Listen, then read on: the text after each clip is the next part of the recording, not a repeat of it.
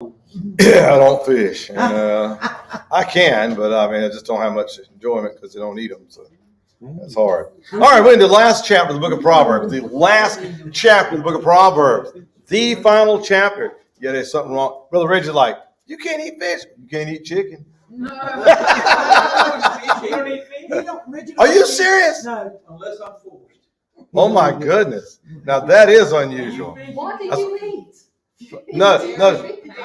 That's why he goes, but he goes fishing all the time. Anybody knows Reggie? Reggie's he's on a river. He's on Lumber River. You find him, where's he? He's on Lumber River. He's fishing. That's his pastime. That's his quiet time. Hey, William said, go ahead, eat more beef. You're the beef. That's right. Cattle industry. All right. So the last chapter of the book of Proverbs, and we will continue. Hopefully we can get through this tonight. We're going to try to stay in the Old Testament because there's the New Testament on Sunday nights. So it's a toss-up.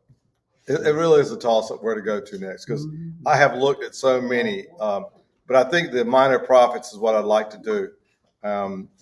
It's either that or Song of Solomon and Ecclesiastes. We've done those as well. So we've done everything. This is the last chapter. At this church, it's the last chapter that we have. We've never done a verse-by-verse study. So now we will have done every book in the Bible. We've done many more than one occasion now. We've done lots and lots of books, but this kind of a milestone. Brother Andre said Sunday, it's a milestone. Now you're talking about the minor prophets. You're talking about like Hosea, Joel, Amos, Obadiah, Jonah, Micah, Nahum. You're not talking about these big ones. Not Jeremiah and Isaiah. No, not those. Not Nehemiah. No, not Nehemiah. I'm talking about Nehemiah. We've done Nehemiah. Esther. Ezra, Nehemiah, Esther. Yeah, we've already done those, haven't we? We've done so many. We've done everything else. So I was trying to do ones we haven't done in a long time. Yeah, well, I don't remember Esther. I thought, did we go through Esther? We did Esther coming through this. Time ago. But I mean, I said before we went to Psalms, we were in Job. Before Job, what were we in? You got it written down, don't No, she'll never know. You have to go way back. Way back. Hey, we got YouTube. You gotta go way They're back. all in there. Not the ones you had from when y'all was in there? They're in there. They're in there. It's a long time ago. That's about 3 years. About 3 years. I keep It's getting longer than 3 years since we did Esther. Because I know I've done those. I mean, we're going to do that. You might as well go back in Genesis, start in Genesis, and just go all the way through. That'd be the easy one. I've done that one, but it's probably the easiest thing. Didn't make sense. Makes sense. Okay. We might need to do like the other churches. When they get done with the Bible, they just get a book one out of here. Yeah. Purpose-driven life. Bite your tongue. All right. Let's begin the last chapter. Proverbs chapter 31 and verse 1. The words of King Lemuel, the prophecy that his mother taught him. Again, like the previous chapter, in chapter 30, Agur, we don't know anything about these people. King Lemuel, there's nothing that's written about him. Don't know nothing about him. But it's him and his mother, what his mother taught him. But it was enough that they put it in the book of Proverbs. And you can imagine some of these things about, it's ironic. You begin the book off with a father talking to his son, and it ends up with a mother talking to her son. It's kind of the irony of how the book begins. The words of King Lemuel, the prophecy that his mother taught him. What, my son? And what? The son of my womb? What? The son of my vows? She's giving an idea about who her son is, and giving about who this young man is. Son of my womb, son of my vows. But he gives this idea here, and she says this: give not thy strength unto women, nor thy ways to that which destroyeth kings. Don't be obsessed with women. Son, do not be obsessed with women, because that's what destroyed kings. Don't give yourself over to sexual desires, lusting after women. Son, you need one woman, settle down. Here's what it says. Do not give yourself over. Don't give your strength to women. Don't destroy what you have. Give it all away to a woman. And he says, for that which destroyeth kings. Now we know that was a problem with a father and son. Remember? It was a man by the name of David. David had a problem with women. He had an affair with Bathsheba. He was married to more than one woman at a time. We know that. Anybody remember his first wife? What was her name? Michael. No, Michael. I think it was Michael. And we remember, of course, Saul took her back, but it was Michael. And of course, the other girl. Abigail. Oh yeah. Smart. You stand up and you salute when you say Abigail. That's She one was of, the one that had the husband. oh my, yeah. That died, and then David. No, evil man. I know he was evil. Yeah, he died, yeah. right. But Abigail was the one that stopped him from doing something crazy, and he stopped and acknowledged her that she was that great. And if you want to know, how does a woman talk to a man? That's how you talk to a man. Abigail. And Abigail was wonderful. But anyway, I digress. Point is, David had a problem with women. It destroyed him, right? It caused him, he gave his strength to a woman, and it even caused him to disobey the law and to commit a murder because of it. Now, if that's not bad enough, what did his son do? Slept with his wife. Concubine. Absalom did, in the sight. What about his other son? He's got another son. He slept with his sister, raped his sister. Mm-hmm. What about his other son? Killed the brother. Yeah, Absalom killed his brother, but I'm talking about sexuality with women.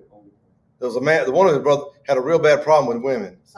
Solomon. Oh! Yeah. I already said Yeah. Well, Big time. Yeah, he's the obvious one, right? The other guys did, but wow. 700 wives, 300 concubines. How many days are there in a year? Have you married to so and so? I ain't seen her in a couple of years. I don't know. How would you even know that you have that? That's 1,000 women. How would you be? Yeah, yes, that's right. That was good. I enjoyed that one. An odious woman.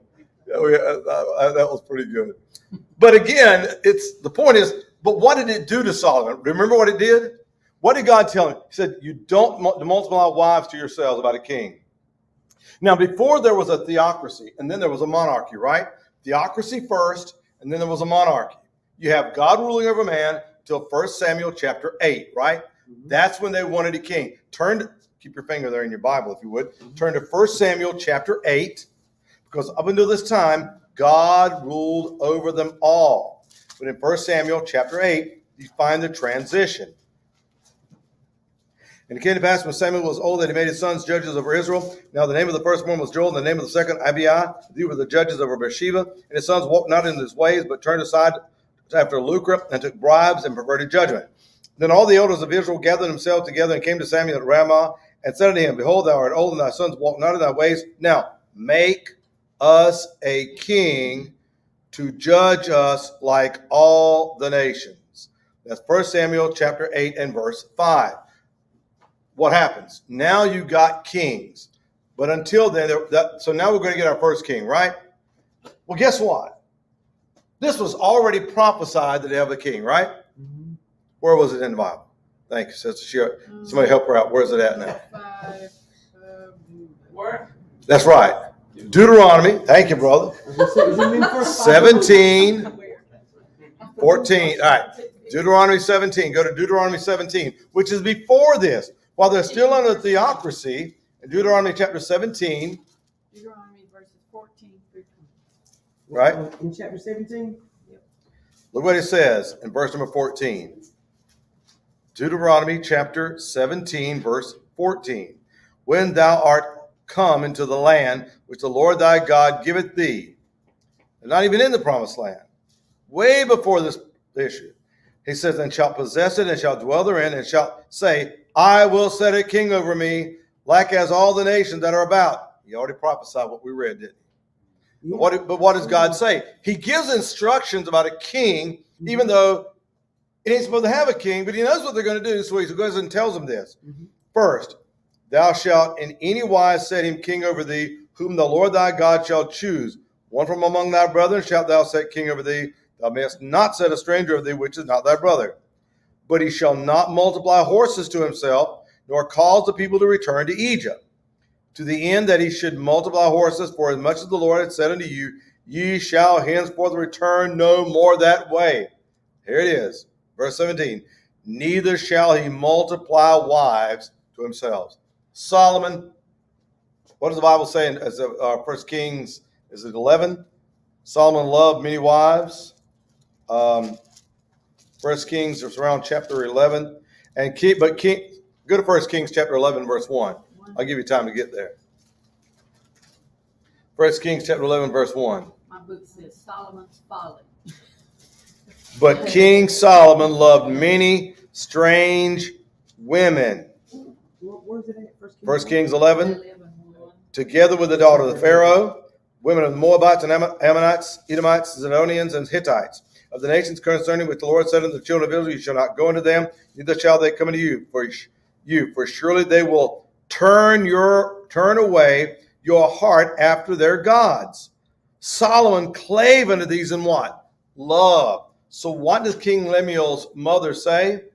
Don't give your strength to these women. It destroys kings. Verse 3, give not thy strength to women, nor thy ways to that which destroyeth kings. It is not for kings. Let me stop there before I get to the other part. He's pointing out, hey, women will destroy you. They will destroy you. Don't give your strength away to them. Don't be obsessed with it, because we've seen it already happen. You get the one woman settled down for life. That's why Ernest T. Bass always wanted it. One woman settled down. What he said, like the gopher used to get with one. One forever.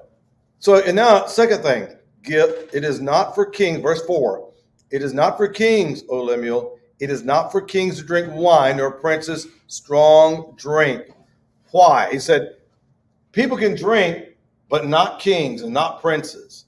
It shouldn't be that way, lest they drink and forget the law and pervert the judgment of any of the afflicted. What happens when you drink, you make poor decisions. And when you're a king, when you're ruling over people, when you have responsibility, you can't afford to be like that. In my profession, people drink, but you can't drink when you're on call. If you know you were going to start call that night, you can't drink because you know you're going to be required to go to the hospital. You get called to go do something, you can't, or if you get called on the phone to make a good decision, you can't drink anytime because you may not make the right decision. We all know that. And I know places that's happened. Hospitals have to go through that because you got a responsibility. Electrician. You want somebody that's known for being drunk, working with electricity, wiring something up for you? Brother Andre, you got a $500,000 piece of equipment. You want them to run it for you? No, you don't want that, because you know that but a king will pervert judgment. And he's going to also, as it says, the afflicted, it'll harm poor people. You make decisions that are just not wise. Give strong drink unto him that is ready to perish, and to wine to those who be of a heavy heart. Talking about being merry. The Bible doesn't speak of drinking as it's evil to drink. So, Brother Glenn, why don't we drink? Because it's not going to be a good testimony where we live. We come up in a different culture. And I promise you, it'll destroy your testimony. Besides, I know many men, when he got saved, knows good and well, you can't go out there and do that social drinking. You ain't going to take a swallow, because I promise you, it's going to stir up things and go right back to the same old ways. That's the problem. So he tells them, but a prince or a king doesn't drink. And he says, but you should give alcohol to a man that's on death row, right? He's dying, right? Somebody's dying, you give them pain medicine, you give them strong drink. Is that true? Yep. Why? Is that in the Bible other than here?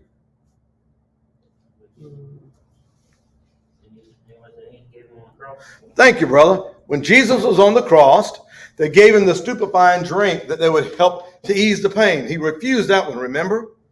Yeah, they did those things. You give it to somebody who's dying, just perishing, as they do that now. Remember, we used to go to the hospice. I remember when my loved one was dying, they had this morphine gel. You put it under the tongue if they couldn't, then you put it on a patch on the arm to try to seep it through the skin. Because, by the way, anybody ever been dehydrated? Ever seen an athlete dehydrate on the court playing basketball? Yes, they get cramps. too. Bad cramps, hurting cramps, unbelievable cramps. Correct. What happens when a person doesn't drink something for 2 or 3 days? That's what happens. That's exactly what happens. There's a lot of pain with it. And that's what in the book says it. Hey, give it to them that is ready to perish. And wine to him of a heavy heart, which is kind of hard for people to grasp. But he says, eat, drink, and be merry, for tomorrow we die. Scriptures talk about this. But he says, give strong drink, heavy hearts. Let him drink and forget his poverty and remember his misery no more. Now, that's kind of an odd thing that you'd have. You wouldn't think of those things today. Drink away your poverty. Well, I don't have to think about it. The point is that the idea is that someone doesn't have any happiness in their life. All they got is misery. So if I can't have happiness, I can forget the misery for a while. But you're going to wake up to it, right? Mm-hmm. But the point is that she's making to her son is that he's putting down is when you're in charge, King Lemuel. The words of King Lemuel. King, you don't drink. Give it to somebody else. But don't you drink yourself. Don't do it. How many of you were ever raised around anybody? You know anybody that drank in your family? All of you know, right? Mm-hmm. It causes all kinds of trouble. Mm. It always does. Yeah. I remember my father-in-law, when he quit, it changed. When my dad quit, it changed. I mean, it changes lives. When men quit drinking, they quit, and all of a sudden things change. It's much better. But I'm reminded that my wife and I had one of our friends from high school we graduated with. They came over, him and his brother, the week before he died. And they've been out. They'd come out to see us. I went out and talked to them for a while. And next week they were at a party and got angry. And he shot his brother and killed him. Alcohol, that's just things happen like that. And you don't want to give alcohol to somebody who's got a temper. By the way, you don't want that to happen. I remember not long ago, this is about what, 5 years before COVID, we had a get together at somebody's house. Not house, it was a local gathering place that they took and converted it, and you could have get-togethers out there. So we had our mother's and father's anniversary. It was really nice. This guy would rent it out for people, People have their parties and stuff. They have parties out there. And, of course, it was really good. So we had a birthday party for somebody out there. Really nice. Until they rented it to some people from around here, some of our people. And the guy had a liquor license. So people could have alcohol there. And all of a sudden, some people get liquored up, and what do? They're dancing, but they pull out their guns, and they're just dancing around with their guns in the air. And that's not good. So anyway, nothing happened, nothing bad happened, but police got involved. They pulled his license, and that was the end of that. So, but again, you got to be careful with people that are drinking. They do some crazy things. Just remember, it's not good to drink. It isn't. But for some preachers to say that it was an alcoholic, it's not in there. You can't find that in the Bible. It was alcoholic. It wasn't very strong, the wine they had. You don't drink a good bit, but it was still alcoholic. You would not pour wine into a wound, as the Good Samaritan did, if it wasn't alcoholic. Say that Huh? part. Most preachers won't even admit that. Yeah. They stay away from that. Yeah, because then you gotta. They said the strong wine. They told them, Yeah. You usually bring strong wine out first because they had strong wine and like. But it's in the book. Tell them what the book said. Yeah. Yeah. All I tell them is this: I got people that'll say that. I'm like, because then I get the argument and said, well, it says, well, they drink, so what's wrong with that there? It's in the Bible. And I was like, wait, have you not took the book of Romans and Corinthians where it says, you got to consider people that watch you. Some people are offended. Exactly. We read that on Sunday about, him that is strong in the faith, or the bear the infirmities of the weak. I mean, you got young brothers and sisters that destroy them. Why would you do such a thing? Well, that's my freedom. I can do whatever. You're not by yourself. You're supposed to be looking out for the other person. Philippians 2:4, look not every man on his own things, but every man also on the things of others. We're supposed to be watching after our brothers and sisters. You would destroy them. So don't do it. And besides, how many sinners are going to watch you and say, he's saved? I mean, they see you coming from the ABC store. No. You think they're going to listen to your testimony? No, they're not. So why would you even take that opportunity, that chance? Now, if you were living in Germany where everybody drinks beer, where it's commonplace, it may be different. It would be. But you take the book as it says it. And I got too many places to tell you, please don't drink. We've got plenty of other things you can drink besides wine. A lot of things you can drink. Water is real good too, brothers and sisters. Water will keep you hydrated. But I got people in my life that'll tell me, I can't drink water no more. They can't. They literally can't. Why? Because they don't like it. They They don't like it. They don't like it. Yeah.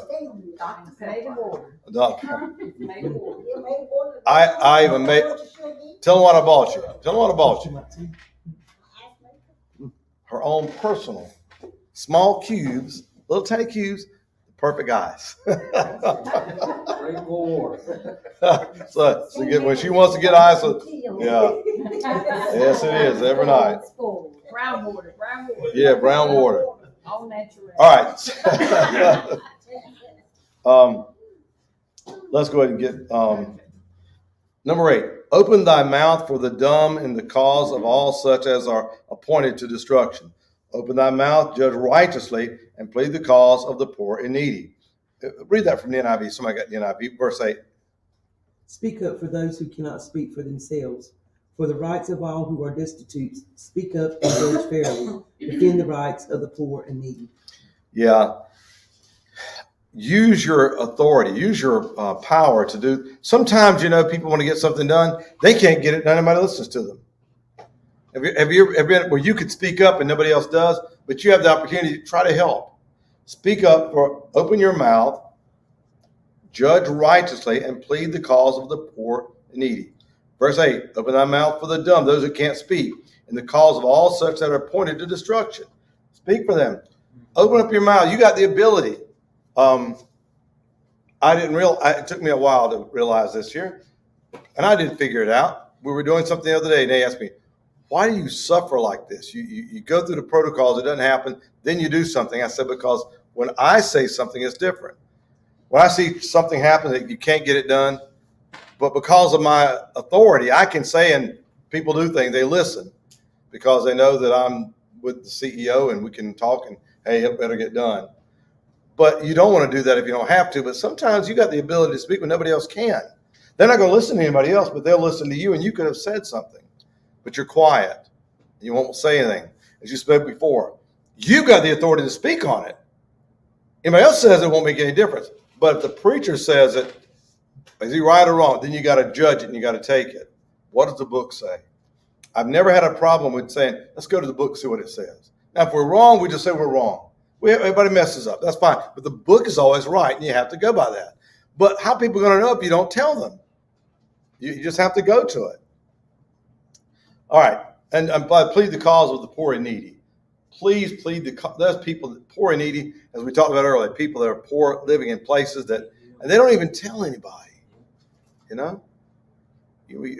People that need help. That's something I think everybody should have that opportunity, if it has the opportunity, sometime in your life, to help somebody who really just needs the help.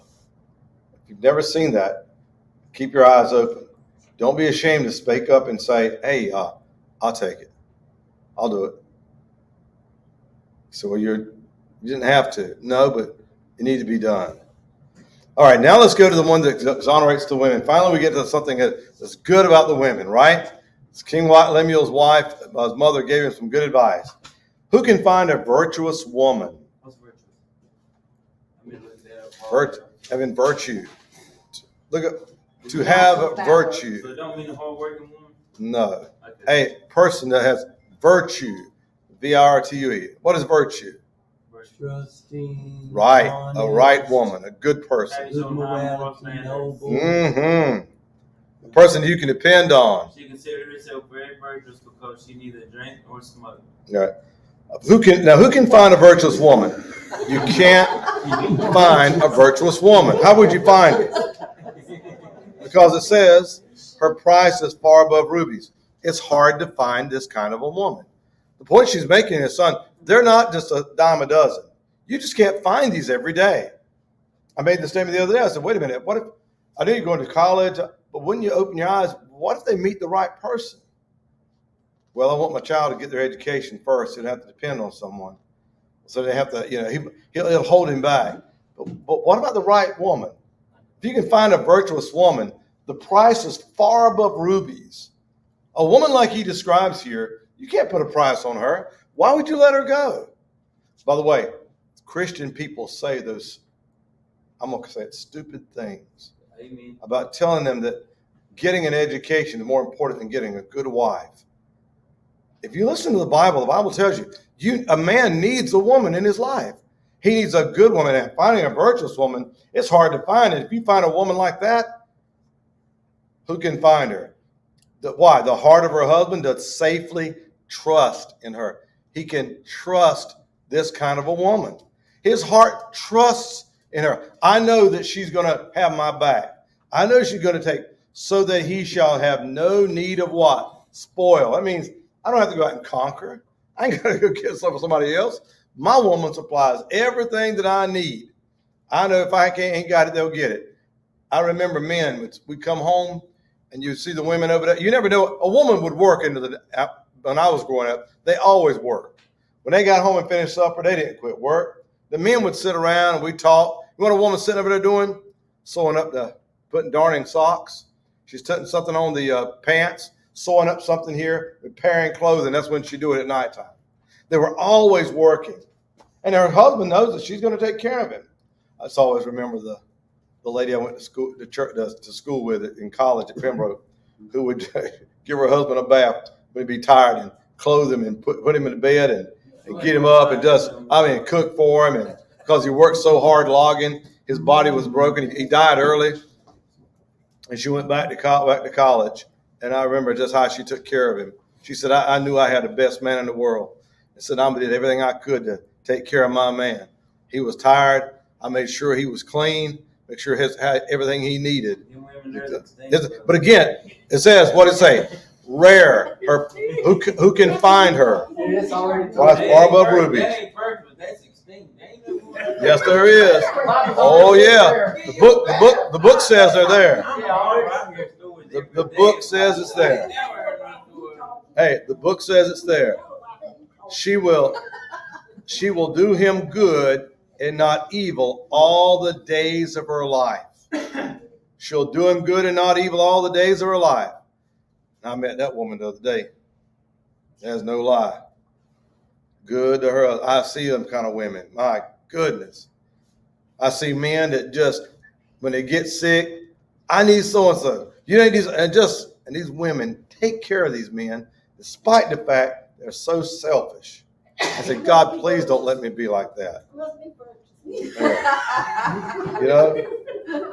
I mean, a man that won't work, won't take care of you, don't want to do anything. It's like, yeah. You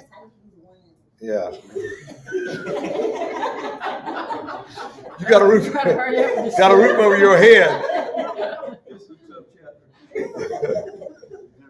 We need to go follow this book with Titus 2. All right. Titus, that's right. Titus 2, that's right. We'll remind you of that, right? Was it 1 Peter 3? Even as Sarah obeyed Abraham, calling him Lord. She seeketh wool and flax and worketh willingly with her hands. She is like the merchant's ships. She brings her food from afar. She's providing for a family. You don't have to worry about it. She knows her responsibility. I don't have to get up and say, you going to clean up today? Have you going to wash clothes? Have you washed clothes yet? I ain't got nothing to wear. Are you going to cook some food today? Are you going to cook today? You gonna comb your hair? Yeah, it's like. You got a man there now. No, not talking for her, but for the man. I mean, a woman that gets up and cleans her house, you have to tell her to do it. It's always spick and span. When you come home, you know your food's going to be on the table. It's going to be waiting on you. If you get there in time, if you don't, it's already there for you, right? Mm-hmm. She brings her food from far. She riseth also while it is yet night, and giveth meat to her household and a portion to her maidens. She takes care of everybody that's in the household, even servants, even maidens. She rises early, makes sure everything is done. Y'all have those kind of women? I know those kind of women. That one there I know particularly, because if we go on vacation, I know what's going to happen. We're going to have to get up 2 hours early, get dressed, get out of the way, go outside. I have my house clean before we leave. It drives you crazy sometimes, but at least you come home, it's going to be cleaned up. And by the way, a lot of this is cultural. The Indian women were raised like this. They were washing dishes at 6 years old, standing in a chair. I mean, they were taught early. I know y'all's mama hit y'all pretty hard. I know y'all I used did. to ask her why could we have a dishwasher. She said I got 4 of them. I know. Again, you were raised like that. She considereth the field and buyeth it. Again, she goes out, she purchases. Considering land and property, it's not the husband, but she does it. She has that ability. She's smart enough to do that. She's a financial person. Handles the household. She can take care of it. But that's what she considers. And with the fruit of her hands, she planted the vineyard. She takes care of everything that needs to be done. All she does is work. Now, this is a virtuous woman. Again, it's a person who has a role. Anybody play football in their life? Everybody, men play football? 1, 2, 3, 4. Do you remember when the kickoff? You used to have kickoffs in the old days. When you kick the ball off, you run down. What do they teach you? You got to stay in your lane. Don't get out of your lane. The ball man is way over yonder. You're going to want to turn and run that way, but stay in your lane because he makes a turn. You're going to come and you're going to miss him. You're not fast enough. Keep where you're at. Stay in what you're supposed to be doing. But a woman that knows this, who knows what's my responsibility, don't have to tell. She's going to stay in her lane. She knows what she's doing. I'm responsible for the finances of this place. I'm responsible for my house to go. In fact, the older women were to teach the younger women, as Sister Bonnie was, Sister Belinda was pointing to, Titus chapter 2, keepers at home. They know how to keep the home. It's clear that she's planting a vineyard. She girded the loins with strength and strengthened her arms. She just works. Have you ever got to that point? You ever seen women like that? They're 8 months pregnant, got 4 more weeks to go. Had to stop every now and then so they can throw up, keep going. That's just life. They just put up that. There's so many children. They just put up with it, keep going. They work tirelessly. How many of you women remember trying to wash clothes when you're 9 months pregnant, trying to manage? Clean the bathtub. Yeah, trying to clean and still doing it. Some of you ladies, it's just hard to. You can't bend over and do almost anything. You can't wash clothes. It's the old joke about why women have shorter feet than men so they can stand closer to the sink. That's an old joke. But if you're pregnant, you can't do much of anything. If any man has been married knows what his wife goes through. You've seen it. It's just unbelievable. But they still do it. Strengthen her arms, loins. She perceiveth that her merchandise is good. Her candle goeth not out by night. They work into the night. I remember them churning butter at night. Remember your mama churning butter? Well, I was raised by old people. Both of them born in 1911. She churned butter at night and just stay up working, churning butter. They always were doing something. She layeth her hands to the spindle and her hands hold the distaff. I'm sorry, I'm getting ahead of myself too quickly. It says, her hands hold to the spindle. She extends her hand to the poor. Yes, she reaches forth her hands to the needy, always ready to give. She is not afraid of the snow for her household. For all her household are clothed with scarlet. She provides and makes sure when the time comes.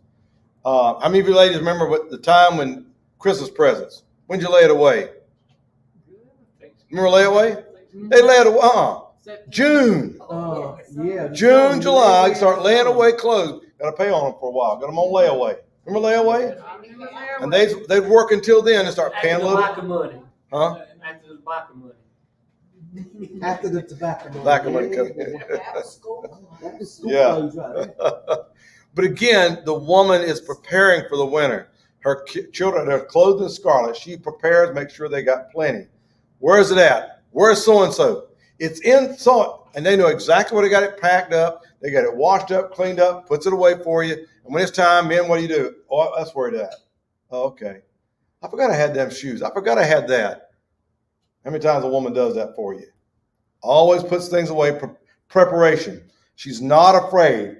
She maketh herself coverings of tapestries. Her clothing is silk and purple. Now, of course, this has to do, when it speaks about her, that she deserves these things. She deserves the things that just for this alone. We don't reward our women for this. I was always careful to ask my ladies when I spoke to them, ma'am, do you work outside the home? Because women work at home. That's a full-time job.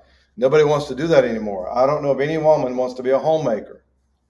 And it's sad. And it's sad we live in a culture where we've relegated women to being foolish enough to work 2 jobs. Do you know how hard it is to work a job and come home? I watch women do it every day. I don't know how they do it. They're worn out and they're half-handing it because you can't do it all. And they'll tell you that. Saturday comes, your whole Saturday's just split up trying to catch up. Then work on Saturdays, and y'all have done it. I know some of you guys have done it. But it's 2 jobs. It really is. And we've forgotten that. And I don't know if it's culture, if it's lifestyle, or what it is. Brothers and sisters, it's sad that this type of a woman is forgotten. We don't think of it. We want to make sure. Well, I should have what everybody else has got. It shouldn't be like that. Her price is far above rubies. Did you notice what it says about her husband? The heart of her husband that safely trusts in her. She'll do him good all the days of her life. As long as she lives, she's going to do him good. What kind of woman is that? She's clothed like her husband is known in the gates when he sitteth among the elders of the land. Yeah, why? He got a good woman, man. I tell you, that's awesome. You want to read about a good woman? Read about John and Charles Wesley's mother, who was to be a senator. I forget the storyline, but she gave up. She was very powerful, very wealthy, but gave it all up to raise the 2 boys and raise 2 giants. Notoriety, we forget, and I don't mean this to say anything derogatory. But women like this are not considered much in our society. They are looked down upon. You don't work. Wish I had it made like you. That's exactly what's said. How do I know it? Because I hear it. I hear it from women. I've been in a small room with people all of my life, and it's sad that they're put down like that. They just say, I'm just a home man. Because you don't do nothing. And I take it personal because that's what my wife is. When I was 18 years old, God laid that on my heart. No, you're not going to work. And I'll work through 3 jobs. I'm going to work, but no, you're at home. And I made that, and God allowed me to do that. But I knew that early on, not because anything other than God told me. I was too ignorant. I didn't know it all myself. But I said, this is the right thing. But it's bad when they're put down like that, and I would watch that. And through the years, people would put her down because you don't do so-and-so. Well, we don't have the money to do those things. But it's sad. A woman like this here, no, man. Strength, honor, silk, purple. Husband's known why. You got a good woman. I wish we could say that about a good woman. As I raised my daughter, I said, look, you can have a job, whatever you want to do, but that house is yours. You got to run it. You got to take care of it. That's your responsibility. You want a career, that's fine, but you're never going to get that joy out of a career. Not like you'll get out being a mama, a wife. I'm going to tell you, listen, every time a woman becomes a grandma, what happens? Love being a grandma. Love them grandkids. Oh, my goodness. Talking about them grand. Let me show you my grand. You don't talk about your career. It's not that important. It's what life's really about. And a woman that has that strength, we're going to Nana's house. G-Ma, whatever you want to call yourself. We're going to grandma's. And they love it. They love it.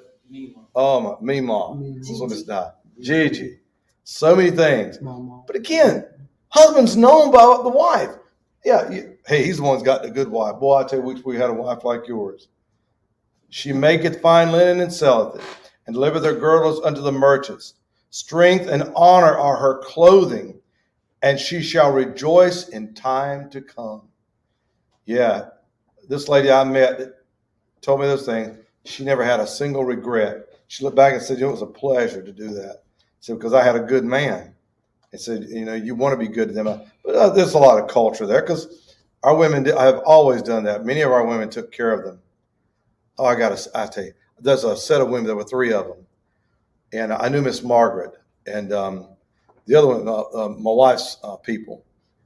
But my goodness, if you ever met those women, you would never believe how powerful they were. They were giants. I was blessed to be on one of them's funeral. I said, I've never met a woman like this in my life. Humble spirit. They worked hard, took care of the family. Every one of the children were all the same. They knew what to do. They were just, it was amazing. You just meet some of those women in your life, and most of them had bad men that were no good. But I'm telling you, they just persevered. She opened their mouth with wisdom, and in her tongue is the law of kindness. Wisdom can tell you what's right. Kindness, oh my goodness. My son Matthew still talks about the times he'd go to Miss Maggie's. And she'd always get him something to eat. Grandma, you know how you are. Y'all just bend over back with them youngins, don't you? Take care of them. Kindness, always trying to do what's right. You love them. I come tonight, Grandma's standing right there. Amen. But again, to remind ourselves at the end of this book, what King Lemuel's mother said, son, this is what a good woman is. This is a good lady. She looketh well to her, listen, she looketh well to the ways of her household, and eateth not the bread of idleness. She's not lazy. She's not the woman that strikes at work all day long while she's watching TV and can't get nothing done. No, that's not her. That's why she's rare. She's rare. Her children arise and call her blessed. They love mama. Her husband also, and he praiseth her, thanks her for all the things she's done. Talks about how good she is. Many daughters have done virtuously, but thou excellest them all. That is a virtuous woman. Favor is deceitful and beauty is vain. What does he say? Stop looking for a beautiful woman. Stop looking for a pretty woman. Beauty is empty. It's vain. Favor, that's deceitful. But a woman that feareth the Lord, she shall be. You get a Christian woman. What's the most important thing in your life? You get a woman that's saved. You get a woman that fears the Lord. You know, you tell your son, she loves you. You tell your daughter, baby, I don't really care how much he loves you. I need to know how much he loves his God. You ever talk to him like that? So I told my daughter, I said, I'm more concerned. Does he love the Lord? That's the most important. Because if he loves the Lord, he's going to love you. If she loves God, she'll love you. She might not be perfect. But the fear of the Lord, that's what it says. The most important thing, she shall be praised. Yeah, absolutely. Give her the fruit of her hands. And let her own works praise her in the gates. Yeah, her own works praise her. In the gates of the court where all the men sit, their praise is there. Yeah. Why do the men get to the city and sit but women's work? Well, that's where all the court cases were made. So all the high officials were there at the gate, right? The men did have to work though. But a woman does. But a woman does work and take care of the home. It's her responsibility. You know, it's always that. I mean, it's bad when a man can't get his clothes washed. Well, wait a minute. That's woman's. No, it's not woman's work. That's your work too. Have you noticed that? The roles have changed. Every time I look on the TV, it's the woman outside. Every commercial when they come on, they're advertising for the new Kubota. Who's driving it? Who's got the wood she's throwing on the back? It's always the woman, right? They're trying to reverse roles. You know, it's foolish. How many bricklayers are women? I mean, how many women go out there and do this hard? Are they going to be steel workers? No. The body won't hold up against it. And it's sad that we live in a society that tries to change roles. In other words, you stay in your lane. Man, you know what you're supposed to do. If there's a bump in the night, you got to get up and go look at it. If anything goes wrong, it's your responsibility to take the hit. It's always your responsibility, not your. Well, she messed up. It's not her that done wrong. It was you, right? It's you that done wrong. That's your wife. And it doesn't matter. You never, ever take that and you got your own role. It doesn't tell about how much a woman loves her husband. It says she safely trusts in him. But it does say, Ephesians chapter 5, it says it like this. So men ought to love their wives as their own bodies. He that loveth his wife, loveth himself. He loved his wife so much that he gives his life for her, like Jesus did, and he gave his life for the church. What you going to do for her? Get her everything she needs, make it proper. And by the way, and it ain't bad when you buy her a new vacuum cleaner. Is that- What